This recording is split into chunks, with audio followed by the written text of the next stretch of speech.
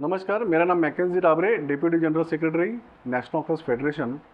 मैं महाराष्ट्र मुंबई के साथ वसई विरार जो रीजन है, जो मुंबई के नज़दीक है, वहाँ पे स्ट्रीट वेंडर्स और स्ट्रीट वेंडर्स के राइट्स के ऊपर काम करता हूँ। देश भर में करीबन 4 करोड़ के आसपास स्ट्रीट वेंडर्स हैं। और स्ट्रीट वेंडर्स हम सब जानते हैं कि जो रास्ते के सामने, रास्ते के ऊपर बैठते हैं और हम लोगों को, आम लोगों को सर्विसेज देते हैं। हमें दिखाई देता है 10-15 मिनट जिन स्ट्रीट वेंडर्स के साथ हम मिले, जो हमें पानी पूरी खिला रहा है, वड़ा पाव खिला रहा है, सब्जी बेच रहा है, फ्रूट देख रहे हैं, लेकिन पूरा दिन जब वह रास्ते पे बैठते हैं तो अभी हम लोगों ने देखा काफ़ी बड़ा हीट वेव आके गया। पूरा दिन हीट वेव में बैठना है और अपना ऑक्यूपेशन करना है। हीट वेव के कारण स्ट्रीट वेंडर्स के हेल्थ के ऊपर काफ़ी प्रॉब्लम्स आ रहे हैं।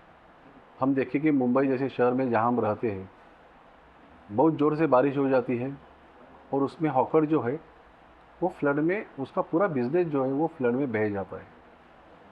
हम देखते हैं कि शहर में जितनी भी मात्रा में गाड़ियाँ बढ़ रही है, जिसके कारण पोल्यूशन जो बढ़ रहा है, जिसका असर जो वो स्ट्रीट वेंडर्स के ऊपर आ रहा है। हम देखते हैं कि मल्टीनेशनल कंपनियों के जो मॉल है, जिसमें काफ़ी मात्रा में इलेक्ट्रिसिटी का यूज़ किया जाता है, काफ़ी मात्रा में एसी इस्तेमाल की जाती है, पैकिंग के लिए काफ़ी प्लास्टिक इस्तेमाल किया जाता है। जो स्ट्रक्चर है वो इटसेल्फ काफ़ी हेवी रहता है।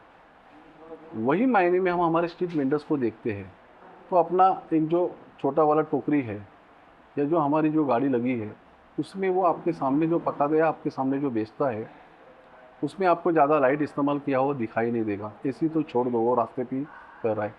तो ज़ीरो कार्बन इस्तेमाल करने वाला ही स्ट्रीट वेंडर्स किसी भी मॉल से, या हज़ारों जो मॉल हैं उससे मायने में देखा तो क्लाइमेट का जो असर आ रहा है उसमें इनका रोल ज़ीरो है। इसलिए हम बताते हैं कि ज़ीरो कार्बन पैदा करने वाली इंडस्ट्री है, 4 करोड़ का पॉपुलेशन है, लेकिन क्लाइमेट का असर तो इनके ऊपर आ रहा है।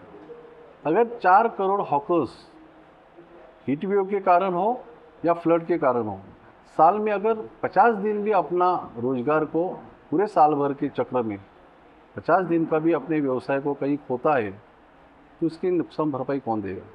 जिसके लिए मैं जिम्मेदार नहीं हूँ, लेकिन मेरे ऊपर वो असर आ रहा है, तो उसका जिम्मेदारी कौन उठाएगा? तो state government, central government and municipal corporations, street vendors का एक्ट है 2014 के आधार पे आपके पास स्ट्रीट वेंडर्स का डेटा होना चाहिए, सर्वे करना कंपलसरी है। उस आधार पे स्ट्रीट वेंडर्स और ये क्लाइमेट को देखते हुए एक फंड जो है वो सेंट्रल बजट में, स्टेट बजट में एंड म्यूनसिपल कॉरपोरेशन के बजट में इनकॉप होना चाहिए। जो ये जो नंबर है सिटी का, जैसा नेशनल स्टैटिस्टिक्स सर्विस बताता है कि हर शहर में 2.5% पॉपुलेशन के आधार पे स्ट्रीट वेंडर्स है। तो जिस शहर में अगर 1 लाख पॉपुलेशन है तो वहाँ 2,500 स्ट्रीट वेंडर्स है। ये नेशनल स्टैटिस्टिक्स बता रहे। लॉकडाउन के बाद ये नंबर और बढ़ा है।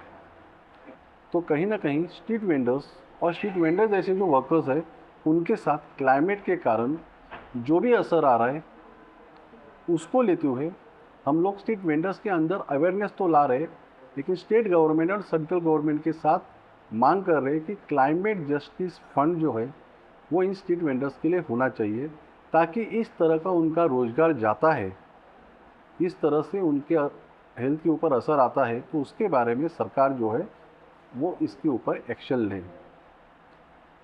हम मानते हैं कि क्लाइमेट चेंज के कारण आने वाले समय में शायद स्ट्रीट वेंडर्स हीट वेव के कारण, गर्मी के कारण, बढ़ते पोल्यूशन के कारण शायद दिन में व्यवसाय भी न कर पाए।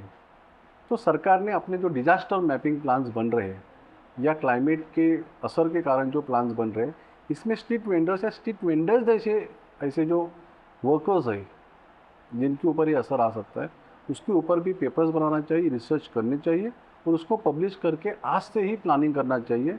क्योंकि आने वाले 5, 10, 15 साल में क्या परिस्थिति होगी और जिसके कारण शायद स्ट्रीट वेंडर्स अपना बिजनेस कर पाए या ना कर पाए, ये मुद्दा है। और इस चैलेंज को लेके हम लोग लड़ाई भी कर रहे हैं और स्ट्रीट वेंडर्स में क्लाइमेट जस्टिस को लेते हुए अवेयरनेस भी कर रहे हैं। हमारे सिस्टम के लोग हॉकर्स के लिए या फिर इस तरह के वेंडिंग मार्केट्स कैसे हो, ये देखने के लिए यूरोप में जाते हैं, वो देखने के लिए जाएंगे अमेरिका। हमारा सिटी कैसा हो, सिटी का प्लानिंग कैसा हो, वो देखने के लिए जाएंगे ऑस्ट्रेलिया, जिनका पूरे देश का पॉपुलेशन हमारी मुंबई से कम है। ऐसे देश के प्लान हम हमारे यहाँ लागू करेंगे तो ना ही क्लाइमेट से हम बचेंगे, ना ही हमारा हॉकर्स बचेगा, ना ही ये सिटी बचेगी। तो सिटी प्लानर्स का जो सोच है, वो सोच उनको बदलना है, और वो सोच बदलने के लिए उनको जिन सिटी के लोगों के साथ वो सिटी का प्लान बनाना चाहते हैं उनके साथ बैठना है, उनको समझना है और सिटी का प्लान बनाना है। तब क्लाइमेट के मुद्दे को भी ठीक से देख सकेंगे, क्लाइमेट जस्टिस की बात ठीक से होगी, और हमारे हॉकर्स या हॉकर्स जैसे भी हमारे अन्य वर्कर्स है जो क्लाइमेट के कारण, फिर वो हमारे रिक्शा वाले हो या हमारे कंस्ट्रक्शन वर्कर्स हो, उन सबकी बात जो है वो बात सिटी में होगी। सिटी में उनका जस्टिस जो है वो होगा, जो हमारे डिसीजन मेकिंग प्रोसेस है उसमें उनके बात को ध्यान में रखा जाएगा। तो हम पहले भी मानते थे, आज भी मानते हैं कि सिस्टम अमेरिका, यूरोप जैसे शहर को बनाना चाहते हैं, लेकिन वो बनाने के वक्त इंटेंशन यही है कि उससे हम ज़्यादा से ज़्यादा खुद की भी कैसी कमाई करें और सिटी की जो एक्चुअल प्रॉब्लम है उसको कभी देखें ना। तो मुझे नहीं लगता कि सिस्टम ज़्यादा होपफुल इसके ऊपर कभी सोचेगी या सोच रही है।